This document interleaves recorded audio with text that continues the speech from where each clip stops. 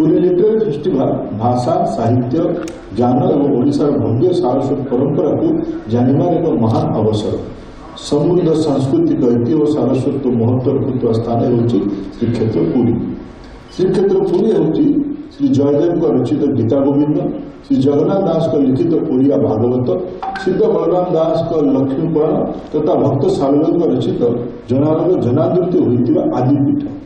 से एक स्थान में पुरी लिटरेरी फेस्टिवल प्रथम संस्करण एप्रिल 18 रु एप्रिल 20 पर्यंत 3 दिन धरी आयोजन होगा आम ओडिशा एक गर्व और गौरवर विषय। यही सारस्वत कार्यक्रम आगवर होता भारत सरकार तथा राज्य सरकार संस्था गुड़िक तथा यार विशेष धन्यवाद पात्र अध्ययन फाउंडेशन बंधु मानक मु अत्यंत साधुवाद जनाऊँ।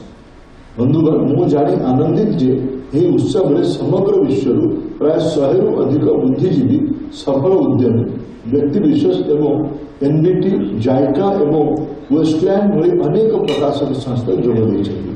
3 दिन धरी चलने समारोह में ओडिशार परिचय श्री जगन्नाथ सामाजिक एवं सांस्कृतिक दृश्यपटे ओडिशार 21 शताब्दी ओडिया साहित्य 2036 ओडिशा एवं पूर्वोदयर कल्पना भारतीय साहित्य परंपरा महिला भूमिका स्टार्टअप सफल उद्यमी कहानी समाज में लेखकों भूमिका आदि अनेक विषय चर्चा आलोचना करा। प्रथम थर पर पवित्र श्रीक्षेत्र माटी आयोजित होता फेस्टिवल समग्र ओडिशा ज्ञान एवं आदान प्रदान एक महार्घ अवकाश हो मोर विश्वास। बंधुगण इतिहास वर्तमान पर्यंत ओडिशार नाम उज्ज्वल।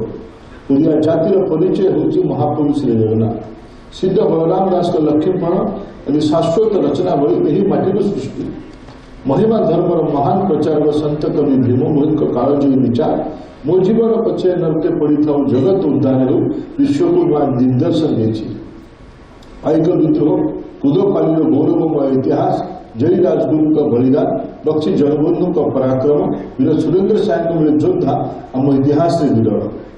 ओडिशार बरपुत्र वीरांगना गण यथा उत्कल गोपबंधु दास कुलगुरुध मधुबाबू महाराजा श्रीरामचंद्र भंजदेव महाराजा कृष्णचंद्र गजपति व्यासकवि फकीर मोहन सेनापति कविवर राधानाथ राय स्वभाव कवि गंगाधर मेहर रमादेवी और मालती देवी ओडिया जातिर गर्व गौरव।